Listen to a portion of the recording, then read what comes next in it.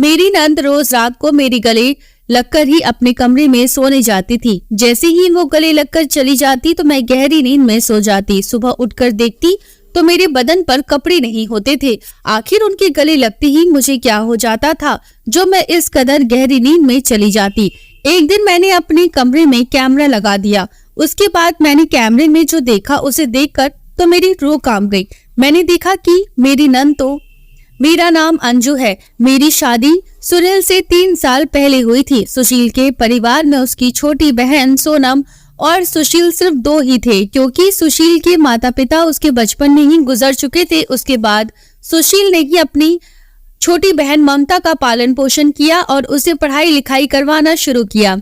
सुशील पढ़ाई के साथ साथ एक प्राइवेट कंपनी में काम करते थे।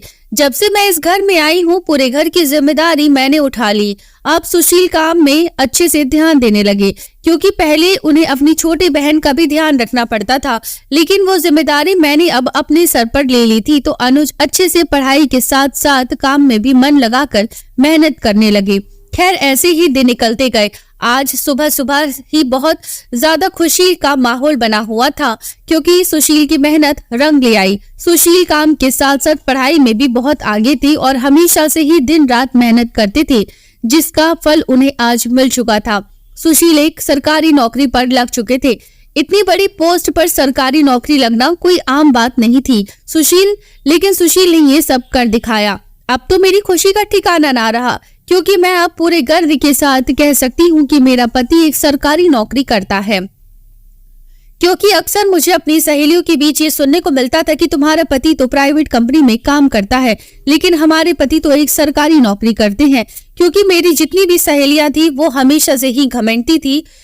मुझे उनकी बातों का बुरा नहीं लगता, लेकिन कहीं ना कहीं मेरे मन में ये जरूर था कि सुशील की भी सरकारी नौकरी लगे, और सुशील ने आज वो कर दिखाया। खैर अब हमारे अच्छे दिन आ चुके थे। सोनम की भी पढ़ाई लिखाई अच्छे से हो रही थी। सोनम केवल 18 साल की थी। उसने कॉलेज में प्रवेश किया ही था। अब सोनम की पढ़ाई के साथ साथ मेरी भी जिम्मेदारियों को सुशील बखूबी निभाने लगे। आज तक मुझे किसी भी तरह की कोई कमी महसूस नहीं होने दी। मैं जो भी चीज मांगती थी सुशील मेरे बोलने से पहले ही वो हर चीज हाजिर कर देते थे।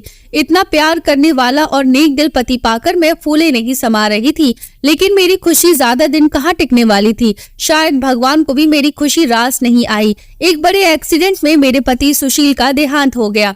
अब तो मानो मेरे ऊपर दुखों का पहाड़ टूट पड़ा था। मैं बिल्कुल टूट चुकी थी, क्योंकि इतना प्यार करने वाले पति को खोकर मैं बिल्कुल भी खुद को संभाल नहीं पा रही थी। मैं तो पूरी तरह अधमरी हो चुकी थी। लेकिन जैसे तैसे मुझे सोनम को भी संभालना था, इसीलिए मैंने हिम्मत करके खुद को और सोनम को संभाला और इस दुख की घड़ी का सामना किया। लेकिन अब बात आन पड़ी थी कि सोनम की पढ़ाई कैसे करवाई जाए, और पूरे घर की जिम्मेदारी भी मुझ पे आ चुकी थी। मेरे पास तो ना कोई काम था और ना ही मुझे इतना नॉलेज था कि मैं कोई काम करूं, क्योंकि मैं ज्यादा पढ़ी लिखी भी नहीं थी। और ससुराल में आने के बाद तो सुशील ने सारी जिम्मेदारी ले रखी थी, तो मुझे किसी भी तरह की कोई चीज का पता नहीं था। लेकिन मुझे सोनम की पढ़ाई तो करवानी थी, क्योंकि उस बेचारी के मन पर क्या बीती है मुझसे बेहतर कोई नहीं जान सकता। क्योंकि बचपन में उसने अपने माता पिता को खो दिया और अब अपने भाई को खो दिया। उसके ऊपर क्या बीत रही है मैं अच्छी तरह समझती थी, लेकिन मैं उसकी पढ़ाई में कोई भी बाधा नहीं आने देना चाहती थी। जिस तरह सुशील उसका ख्याल रखते थे उसी प्रकार मुझे भी उसका ख्याल रखना था। मुझे उसके माता पिता और भाई की कमी महसूस नहीं होने देनी थी। इसीलिए मैं काम की तलाश में निकल गई। मुझे उसने कहा था कि भाभी मुझे पढ़ाई लिखाई करने की जरूरत नहीं, हम लोगों के घर में झाड़ू पोछा करके 2 वक्त की रोटी का जुगाड़ कर लेंगे, बस यही बहुत है। लेकिन मैंने सोनम की बात नहीं मानी, क्योंकि मैं उसे पढ़ाई लिखाई करवा कर एक अच्छा इंसान बनाना चाहती थी, उसे उसके पैरों पर खड़ा करना चाहती थी। इसीलिए मैंने काम की तलाश में निकल गई। दरअसल सुशील के पास ज्यादा धन दौलत नहीं थी, ना ही जमीन जायदाद थी। पहले उसकी प्राइवेट कंपनी की नौकरी की वजह से घर चलता था, और उसके बाद उसने सरकारी नौकरी कर ली, जिस वजह से हमारे अच्छे दिन थे। लेकिन पैसे जोड़ नहीं पाए, क्योंकि सुशील की नौकरी लगे ज्यादा दिन नहीं हुए थे कि उसका देहांत हो गया। इसीलिए घर में जमा पूंजी भी नहीं थी। खैर मैं तो शहर में काम की तलाश में निकल गई और मुझे एक कंपनी में काम भी मिल गया। सैलरी ज्यादा नहीं थी, लेकिन कम भी नहीं थी। मैं दिन रात मेहनत करके सोनम को अच्छी जिंदगी देना चाहती थी, इसीलिए मैं कुछ कंपनी में काम करने लग गई। सवेरे उठकर काम करने के बाद काम पर निकल जाती और शाम को थकी हारी घर पर आती और सोनम को खाना खिला देती और खुद खाना खाकर सो जाती। खैर मुझे नींद तो नहीं आती थी क्योंकि सुशील की यादें मुझे हर रोज खाती थी, लेकिन मेरे पास कोई इलाज नहीं था, इसीलिए मुझे इन सब को झेलना ही था और कभी हंसी और कभी दुख को झेलते हुए ऐसे ही दिन निकलते जा रहे थे। मेरी नंद को हमेशा से ही एक आदत थी कि वो सोने से पहले हमेशा मेरे गले लगकर सोती थी। जब से मेरी शादी इस घर में हुई थी तब से मेरी नंद हमेशा ही मेरे गले लगकर अपने कमरे में जाती थी। सुशील अक्सर उससे चिढ़ाते रहते कि मेरे तो कभी गले लगकर नहीं सोई, मैं क्या तुम्हारा भाई नहीं हूँ? लेकिन वह कहती कि भैया आप तो मेरे भाई नहीं भगवान हो, लेकिन भाभी से बढ़कर कुछ भी नहीं। यह मेरी माँ और भाभी दोनों है, इसीलिए मुझे इनके गले लगने पर बहुत सुकून मिलता है और अच्छी नींद भी आती है, इसीलिए मैं भाभी के गले लगती हूँ। खैर अपनी नंद के गले लगकर मैं भी सो जाती थी, लेकिन मैंने कुछ दिनों से एक चीज को नोट करना शुरू किया था कि पिछले 2-3 दिनों से जब भी नंद के गले लगकर अपने कमरे में चली जाती, उसके बाद मैं इतनी गहरी नींद में चली जाती थी कि मुझे पता ही नहीं चलता था कि मेरे साथ क्या होता है।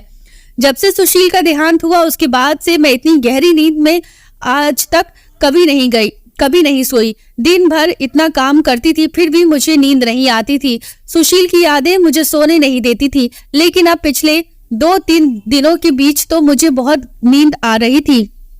मुझे तो इसके पीछे कुछ अजीब सा लग रहा था कि मुझे इतनी नींद क्यों आ रही है। पहले मुझे नींद का जरा भी एहसास नहीं होता, लेकिन जैसे ही मेरी नंद गले लगकर कमरे से बाहर जाती है उसके बाद मानो मैं बेहोशी की हालत में चली जाती हूँ और बिना पानी पिए ही सो जाती हूँ। सवेरे जब उठकर देखती हूँ तो कभी मेरे कपड़े उथल पुथल होते थे तो कभी मेरे पूरे बदन पर भी कपड़े नहीं होते थे। मुझे तो कुछ समझ में नहीं आ रहा था कि आखिर मेरे साथ क्या हो रहा है। इस कदर रात को मेरे कपड़े कौन उतारता होगा, और घर में तो सिर्फ मैं और मेरी नंद ही रहते थे और हमारा घर इस कदर बना हुआ था कि घर के अंदर से अगर दरवाजे खिड़कियां बंद कर ली जाए तो हमारी परमिशन के बिना कोई अंदर भी ना आ पाए। और मैं तो सोने से पहले पूरे घर की तलाशी लेकर और अच्छे से कमरे बंद करके सोती थी। तो मेरे साथ ऐसा क्यों हो रहा था? पहले तो मुझे इस बारे में कुछ भी सोचना ठीक नहीं लगा। मुझे लगा कि शायद मेरी थकावट का कारण होगा, क्योंकि दिन भर इतना काम करने के बाद मैं पूरी तरह थक जाती हूँ और मुझे नींद आ जाती है। और नींद में हो सकता है कि मैं खुद ही ऐसी हरकत कर लेती हूँ, क्योंकि अक्सर इंसान सपनों में जो देखता है वैसे वैसे हलचल करता रहता है। शायद इसी वजह से मैं अपने कपड़े उतार लेती हूँगी। बेवजह मैं ऐसे ख्यालों में पड़ना ठीक नहीं है, लेकिन फिर मुझे लगा कि ऐसे तो नहीं हो सकता, क्योंकि मैं कोई काम आज से तो नहीं कर रही हूँ। पिछले कितने महीनों से मैं ये काम कर रही हूँ अब, और तब मुझे इतनी थकान नहीं हुई तो अब कैसे हो सकती है? और भला थकान होती है तो इस कदर अचानक मेरी नींद कैसे लग जाती है, और वो भी सोनम के गले लगने के बाद। अब तो मुझे सोनम के पर भी अजीब सा लगने लगा था कि सोनम कहीं कुछ कर तो नहीं रही है। लेकिन फिर मेरे मन में ख्याल आया कि नहीं, सोनम मुझसे इतना प्यार करती है और मुझे माँ का दर्जा देती है, मुझे उसके बारे में ऐसा नहीं सोचना चाहिए। लेकिन हर समय मेरे दिमाग में यही बात दौड़ती थी कि आखिर मेरे साथ हो क्या रहा है। मेरे तो कुछ भी समझ में नहीं आ रहा था कि मैं ये बात किससे पूछूं, किसके साथ शेयर करूं जो मेरी इस उलझन से को निकाल सके।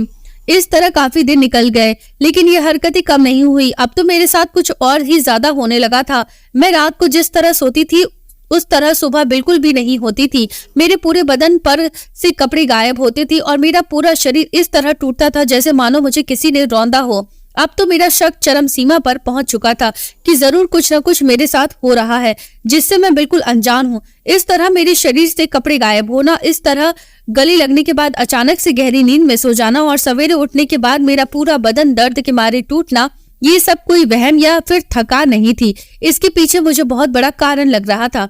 तभी मैंने एक दिन सोनम से पूछा कि सोनम, मेरे साथ ये सब हो रहा है, क्या तुम इस बारे में कोई खबर है?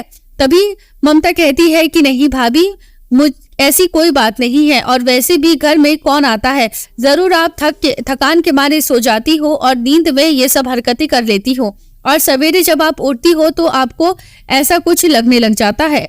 मुझे सोनम की बातों में जरा भी सच्चाई नजर नहीं आ रही थी, क्योंकि जिस तरह वो बोल रही थी उसकी आवाज में हलचल थी और वो नजरें भी मुझसे नहीं मिला पा रही थी। मुझे पूरा शक हो गया था कि जरूर सोनम कुछ ना कुछ कर रही है, क्योंकि वो आज से पहले कभी भी मुझसे बात करते समय इतना घबराई नहीं थी जितनी आज मेरे इस सवाल को पूछने पर घबरा रही थी। फिर मैं अपने कमरे में आ गई। मेरे मन में तो कुछ और ही शक चलने लगा। मेरे मन में ये था कि सोनम जरूर किसी लड़के के चक्कर में है और रोज रात को मुझे कोई नशा वगैरह देकर किसी लड़के से मिलने के लिए जाती है।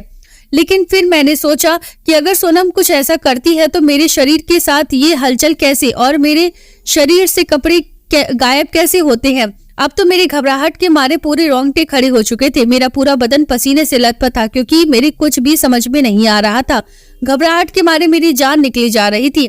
मैं समझ ही नहीं पा रही थी कि आखिर माजरा क्या है, मैं कैसे इस समस्या से बाहर निकलूं। मुझे कुछ भी समझ में नहीं आया। अब मुझे पता लगाना था कि आखिर मेरे साथ क्या हो रहा है। तभी मेरे मन में विचार आया कि मैं अपने कमरे में कैमरे फिट करवा देती हूँ। उसके बाद सारा दूध का दूध और पानी का पानी हो जाएगा, सारी सच्चाई मेरे सामने आ जाएगी। सोचकर मैं जब काम पर गई तो कुछ पैसे उधार लेकर कैमरे ले आई और जब सोनम कॉलेज गई हुई थी तो मैंने अपने कमरे में कैमरे फिट करवा दिए। कैमरे इतने छोटे थे कि किसी को भी आसानी से दिखाई ना दे और मैंने ये बात अपनी नंद को भी नहीं बताई। फिर आज मैं निश्चिंत हो चुकी थी कि रात में मेरे साथ क्या होता है ये सब उस कैमरे में रिकॉर्ड हो जाएगा और कल सारी बात मेरे सामने आ जाएगी।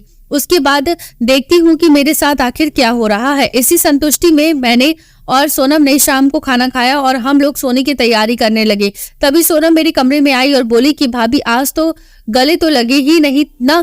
लेकिन पता नहीं क्यों मेरा मन बिल्कुल भी नहीं कर रहा था कि मैं सोनम के गले से लगूं, क्योंकि जब सोनम के गले से लग जाती हूँ उसके बाद तो मेरी हालत ऐसी हो जाती है कि मैं चाहकर भी अपनी आंखें नहीं खोल पाती हूँ। लेकिन मैं उसे मना भी नहीं कर सकती थी क्योंकि मैं उसका दिल नहीं दुखाना चाहती थी। सुशील की बहन से मैं सुशील से के जितना ही प्यार करना चाहती थी, कभी भी उसे किसी भी चीज की कमी नहीं आने दी, तो इस छोटी सी बात के लिए उसका दिल क्यों दुखा दूं। खैर ऐसा सोचकर मैं सोनम के गले लग गई। जैसे ही सोनम रूम से बाहर चली गई मेरी आंखें अपने आप बंद होनी शुरू हो गई और मैं जैसी बेहोशी की हालत में जाने लगी। गहरी नींद ने मुझे इस कदर जकड़ लिया कि मैं कुछ भी ना बोल पाई, ना उठ पाई और अपने बिस्तर पर पता नहीं किस हालत में ही सो गई। दूसरे दिन सवेरे उठते ही मैंने देखा कि मेरी हालत रोजाना की तरह ही थी। मेरे कपड़े मेरे बदन पर नहीं थे और मेरा पूरा बदन कपड़ों की जगह कंबल से ढका हुआ था और आज तो मेरे शरीर पर खरोंच के निशान भी थे। आखिर ये खरोंच के निशान कहाँ से आए थे, मुझे तो कुछ भी समझ में नहीं आया। घबराहट के मारे मेरी जान निकली जा रही थी। मेरा पूरा शरीर मेरा इतना भारी रखा था कि मुझे अपने बिस्तर से खड़े होने में इतनी ज्यादा तकलीफ हो रही थी। लेकिन जैसे तैसे मैं बिस्तर से खड़ी हुई और सोनम के लिए खाना तैयार कर दिया। इसके बाद जब सोनम कॉलेज के लिए निकल गई तो मैं झट से लैपटॉप खोला और उसमें सब कुछ देखने लगी। उसके बाद जो मैंने कैमरे के अंदर देखा उसे देखकर तो मेरी हालत खराब हो गई। मैं खुद को जैसे संभाल ही ना पा रही थी कि आखिर मेरे साथ क्या हो रहा है। भगवान ने वैसे ही मेरे ऊपर इतने जुल्म कर दिए, अब यह कौन सा नया जुल्म था जो सहना बाकी था।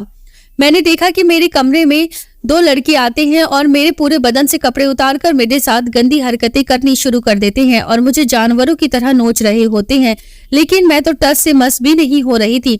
मुझे कुछ भी पता नहीं था कि मेरे साथ क्या हो रहा है। मैं तो बिल्कुल एक जिंदा लाश की तरह पड़ी थी और वो दोनों लड़के मेरे बदन को नोचते हुए मुझे ऐसी हालत में छोड़कर कमरे से बाहर चले गए। उसके बाद कमरे में कुछ भी दिखाई नहीं दिया। मैं तो समझ में नहीं आ रहा था कि ये लड़के अंदर आए कैसे। मैं तो सोने से पहले पूरे घर को अच्छी तरह बंद करके सोती हूँ, लेकिन अब तो जो शक की सुई थी वो सीधे सोनम के ऊपर जा रही थी, क्योंकि उसके अलावा तो कोई घर ही नहीं था। लेकिन सोनम भी तो मेरी तरह एक लड़की थी, वो ऐसे कैसे कर सकती है। लेकिन अब तो पूरी सच्चाई सोनम के मुंह से ही पता चल पाएगी। मैं गुस्से में पूरी तरह आग बबूला हो गई। मुझे सोनम के ऊपर इतना ज्यादा गुस्सा आ रहा था कि उसे कॉलेज जाकर ही घसीटते हुए घर लेकर आऊं। उसने मेरे प्यार का इतना नाजायज फायदा उठाया। मैंने उसे अपनी सगी बहन की तरह पाला पोसा। इतने दुखों को झेल कर भी उसकी पढ़ाई लिखाई में कमी नहीं आने दी। उसकी हर एक डिमांड को पूरा किया। लेकिन उसने ये सब क्या किया। अब पूरी सच्चाई जानने के लिए मैं सोनम के आने का वेट करने लगी। शाम को जब सोनम कॉलेज से घर वापस आई तो मैंने उसका हाथ पकड़ा और उसे कमरे की ओर घसीटते हुए ले जाने लगी। सोनम बोली, भाभी क्या हो गया आपको, आप ऐसे क्यों कर रही हैं मेरे साथ। तभी सोनम को मैंने अपने बिस्तर पर ले जाकर पटक दिया और वो लैपटॉप दिखाते हुए बोली कि ये सब क्या है। तभी सोनम बहानेबाजी करने लगी कि मुझे क्या पता, ये सब क्या है और मुझे ये सब क्यों दिखा रही हो, और आपके साथ ये लड़की कौन है? तभी मैंने सोनम को खींचकर एक थप्पड़ दे मारा और बोली कि ज्यादा भोली बनने का नाटक तो मत करो, मेरे सामने सच सच बता दो, वरना मुझसे बुरा कोई नहीं होगा। तभी सोनम की आंखों में आंसू आ गए। वो हाथ जोड़कर मेरे सामने खड़ी हो गई। वह कहने लगी कि भाभी मुझे माफ कर दो, मैं लालच में अंधी हो गई थी। दरअसल कॉलेज में लड़कियां हर रोज नए नए कपड़े पहनकर आती थी और हर रोज महंगी महंगी पार्टी करती थी, लेकिन मेरे पास तो 1 रुपया भी नहीं था। तभी सभी लड़कियां मेरा मजाक बनाने लगी कि तुम्हारे पास तो पार्टी करने का भी पैसा नहीं है। तभी मुझे बहुत गुस्सा आता था, इसीलिए मैंने एक प्लान बनाया कि क्यों ना मैं आपको धंधे में डाल देती हूँ, क्योंकि सरेआम तो धंधे आप जाने वाले हो नहीं, इसीलिए मैंने धोखे से आपको धंधे में डालना चाहा और उसके बाद जो पैसे आते थे उससे मेरी कॉलेज में अपनी शान बढ़ा दी थी। जब से मैं कॉलेज में ज्यादा पैसे लेकर जाने लगी, तब से लड़कियां मेरे आगे पीछे घूमती थी और मेरी हर बात मानती थी। अपने इस मान को बनाए रखने के लिए मैं अपना ये जुल्म बढ़ाती गई और ये पाप करती गई। तभी मैंने सोनम से कहा कि तुम ये सब करती कैसी थी? तभी सोनम कहने लगी कि भाभी मैं अपने हाथ के ऊपर बेहोशी की दवा लगाकर लाती थी और जब मैं आपके गले से लगती थी तो अचानक से आपकी नाक के पास से हाथ ले जाती थी, जिससे वो दवा आप सूंघ लेती थी और आप बेहोशी की हालत में चली जाती थी। वह बेहोशी की दवा इतनी ज्यादा तेज थी कि उसे लेने के बाद 12 से 13 घंटे तक इंसान होश में चाह कर भी नहीं आ सकता था। फिर मैं बाहर जाकर अपने हाथ धो लेती थी। फिर कुछ लड़के आपसे संबंध बनाते थे, फिर वो लड़के मुझे ढेर सारे पैसे देकर चले जाते।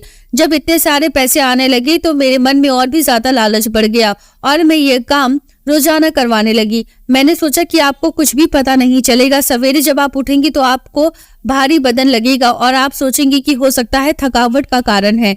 मैंने ये जरा भी नहीं सोचा था कि आपको ये सब कुछ पता चल जाएगा। और रही बात आपके शरीर पर कपड़े ना होने की, तो मैं उन लड़कों को कहती थी कि आपको वापस से कपड़े पहना दे, लेकिन वो लोग आपको कभी भी कपड़े पहनाकर वापस नहीं जाते थे, आपको उसी हालत में छोड़ जाते थे। अब तो मुझे खुद पर शर्म आ रही थी कि मैं ऐसी नंद की भाभी हूँ जो इतना गिर सकती है। तभी सोनम हाथ जोड़ते हुए बोली कि भाभी मुझे माफ कर दो, मैं अपनी झूठी शान के लिए ये सब कर बैठी। तभी मैंने सोनम को धक्का देकर कमरे से बाहर निकाल दिया और अपना कमरा बंद कर दिया और जोर जोर से रोने लगी। मुझे खुद विश्वास नहीं हो रहा था कि मैं इन हालातों में पहुंच जाऊंगी। मैं बार बार सुशील से माफी मांग रही थी कि मैंने आपकी बहन को नहीं संभाल पाई। वह एक ऐसे रास्ते पर चल पड़ी जिसका मैं जरा भी ख्याल न कर पाई। मैंने सोनम के लिए इतना कुछ किया। मैंने सुशील के जाने के बाद जब से काम करना शुरू किया था, उसके बाद जितने भी पैसे बनते थे वो सब सोनम के ऊपर ही लगा देती थी। खुद के लिए मैंने आज तक एक जोड़ी साड़ी तक नहीं ली। मैंने सोचा कि सोनम को किसी चीज की कमी ना हो, लेकिन मेरे इसी प्यार का सोनम ने गलत फायदा उठाया और उसने मेरे साथ वो हरकत कर दी जो करने से पहले हर इंसान पहले 100 बार सोचता है। मुझे सोनम पर बार बार गुस्सा आ रहा था, लेकिन मैं क्या कर सकती थी। मैं अपने दुखी मन से रोते हुए अपने बिस्तर पर पड़ी रही और बार बार सुशील को याद करने लगी। मैं सोच रही थी कि सोनम ने यह सब करने से पहले जरा भी नहीं सोचा। अपनी झूठी शान में इतना अंधी हो चुकी थी कि उसने मेरे बारे में जरा भी ख्याल नहीं किया। मेरी इज्जत के साथ इस तरह खिलवाड़ करके उसने क्या हासिल कर लिया, और कॉलेज में अपनी झूठी शान बनाए रखने के लिए उसने आज ऐसी गलती कर दी थी कि जिसकी माफी उसे कभी भी नहीं मिल सकती थी। अगर लड़कियां पार्टी करती है तो उनके घर वाले अमीर हैं, इसीलिए करती है। किसी की बराबरी करने से क्या फायदा? जब हम लोगों की इतनी औकात नहीं है तो हम लोग बड़े लोगों के साथ बैठते ही क्यों हैं? हम लोगों से जितना हो पाता है हम उतना ही करें। खैर, मैं मन में सोचने लगी कि अगर सोना मुझे एक बार बोल देती कि भाभी कॉलेज में लड़कियां पार्टी करती हैं इसीलिए मुझे भी करनी है, तो मैं उसे कहीं से भी पैसे ला कर देती, उसके लिए पैसों का बंदोबस्त कर देती। लेकिन उसने मुझे एक बार भी बताना जरूरी नहीं समझा और अपनी ही दिमाग से सब कुछ कर डाला। उसने मेरी इज्जत के साथ साथ मेरे विश्वास को भी खराब कर दिया। मैं चाहकर भी सोनम को माफ नहीं कर सकती थी। अब तो मैं जितना हो सकता था सोनम से दूर रहती थी, लेकिन सोनम को अपनी गलती का एहसास हो चुका था। वह इस गलती की बार बार पश्चाताप कर रही थी। फिर मुझे दया आ गई और सुशील के बारे में ख्याल आ गया कि वह जहाँ कहीं भी है उनकी आत्मा जरूर दुखी हो रही होगी। फिर मैंने सोनम को माफ कर दिया और उसे सही रास्ते पर लेकर आ गई। उसके बाद सोनम ने अच्छे से पढ़ाई करके एक अच्छी नौकरी पाली।